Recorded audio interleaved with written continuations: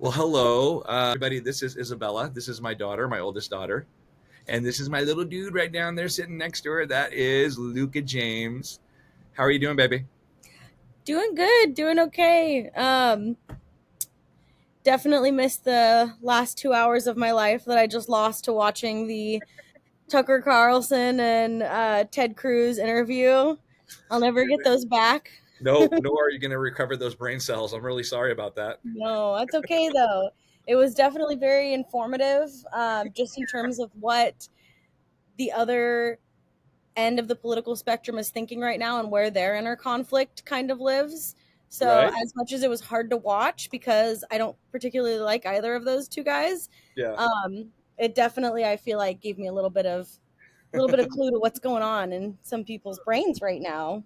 That's hilarious. So here's what the deal is going to be with these little segments with me and my daughters. I'm basically going to let them ask me anything that they want to. We can float between any kind of subject, any topic. We're going to just try and keep it concise. If I can't answer that question for them within 5 minutes or so, I'll go away with the homework assignment and then we'll hook it up next time and try and get them that answer. But I really enjoy these conversations that I get to have with them as adults. So here's what's going to happen now. I'm going to have one of these right here and I'm going to have a smile and then do the obvious and let Isabella ask me her questions. Awesome. I appreciate it. I feel like this is a cool medium for it because I'm trying to figure out, what I think of certain political ongoings right now. And while I know you're not like, the ultimate word on it, it's nice to filter it through a brain I understand as well. So we're going to talk about Tucker Carlson and Ted Cruz. Let's get into it. I watched the entire thing.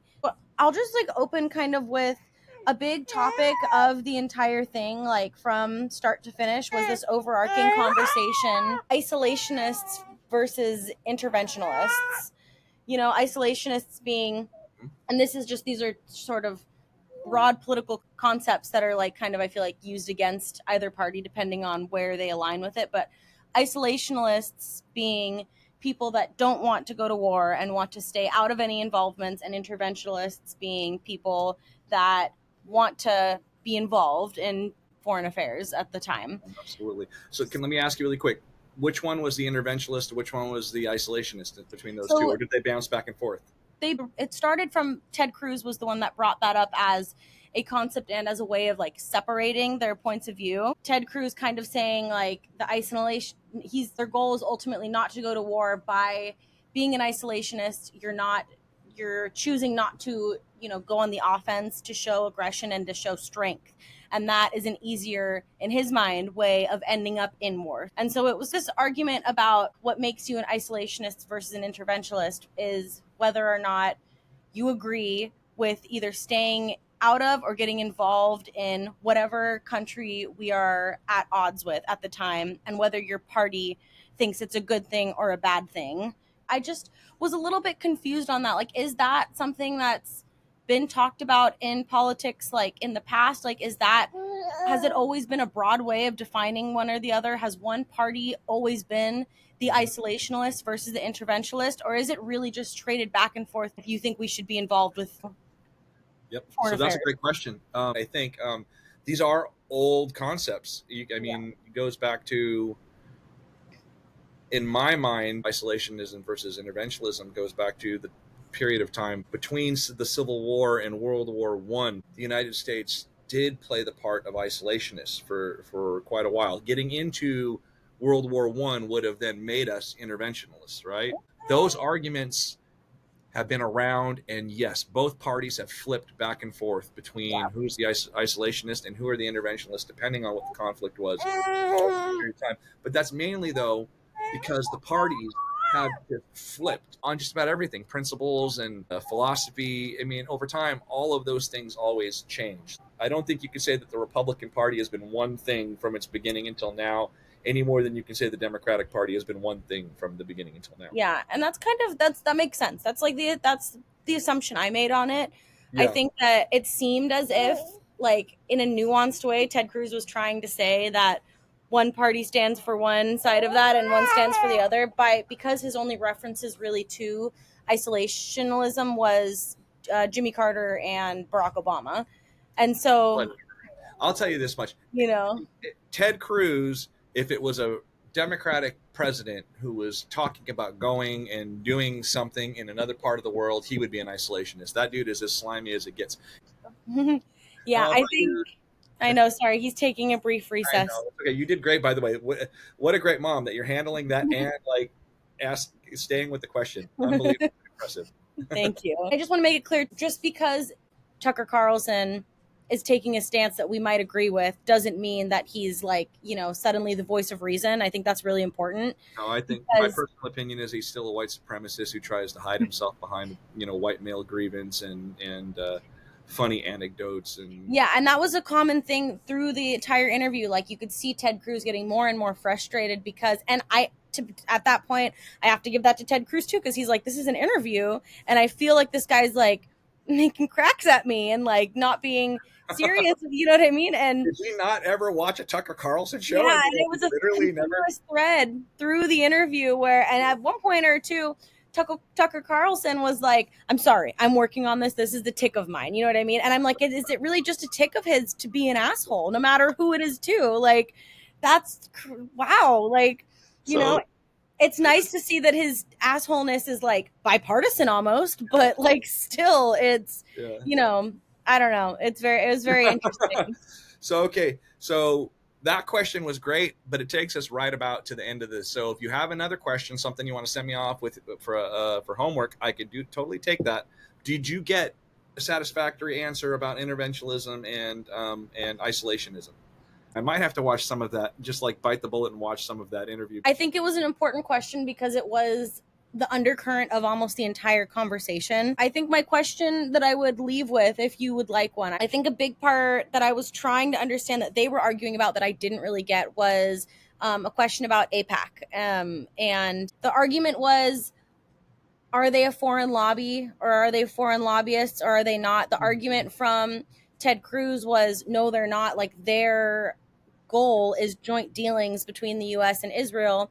Tucker Carlson kind of saying, what's the difference between that and a lobbyist? The argument down to the core of it was, are they communicating with Israel to promote Israeli government goals within the US? It just ended up being this like over, talking over each other. Neither really understood, I think, what the other was asking. And I think it brings up like a big question about politicians that are funded by groups like APAC and who is classified as a foreign lobbyist and who's not. I think because it's an American organization. It was founded here, and I think most of the members are, and most of the people that go and speak at the conference, as far as I know, are from here. But that's a great question. What would you like to know? What separates them from other foreign The foreign lobbyists? lobbyists. What's the difference between them? Got you. Okay. Yeah. Because lobbyists come in all shapes And and if there sizes. is a difference, is there a difference Yeah. between foreign lobbyists and organizations that are meant to promote the Yeah. dealings between two countries? Is it just a slight difference in wording? Do you know what I mean? What I would tell you is that there's probably a difference in the law, but I'm going to go ahead and check on this. There's Yeah. going to be a difference between what a foreign entity can do in terms of trying to influence our policies and what a domestic entity can do. And so it might be, to be completely honest, though, my thinking ahead of time before I kind of dig into this is that it's going to be a difference without a distinction, really. It's going to be, they are basically, lobbyists are all basically the same kind of animal. Their goals are the same, and it really is just a different categorization, I think, to Yeah. avoid. Yeah. Okay. Thank you so much for coming on, and I do appreciate the question. I can't wait to give you your answer and hear your next question. I appreciate it. Thank you for having me. Oh, baby, thank you so much. I'll talk to you later. All right. Love you. Bye. Love you. Bye bye.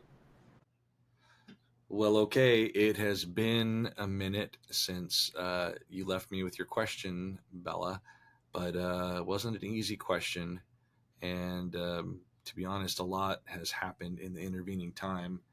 Um, One, our favorite slimy senator from Texas took the opportunity to go to Greece while his state is suffering from the worst flooding in who knows how long. All kinds of people have passed away and are still missing. It's just an awful thing. On cue and on brand, Ted Cruz is, I believe he's in Greece, somewhere in Europe. And the other thing that's happened in the intervening time is that Tucker Carlson has actually interviewed the president of Iran. So these are crazy times where in just a matter of days, the news that we were discussing is just completely overwhelmed by new events. But I did consult with Jason, and we talked about it for a minute. And I think the answer to your question is about APAC is question was, is APAC a foreign lobbyist or domestic lobbyist? And it's both. It really is. Probably on paper, it's a domestic lobbyist, but like I said before, it's a it's a distinction without much difference, you know. And they seem to operate as both, and so there's that. You know, maybe maybe the answer to the unasked question is yes, our government is too influenced by lobbyists.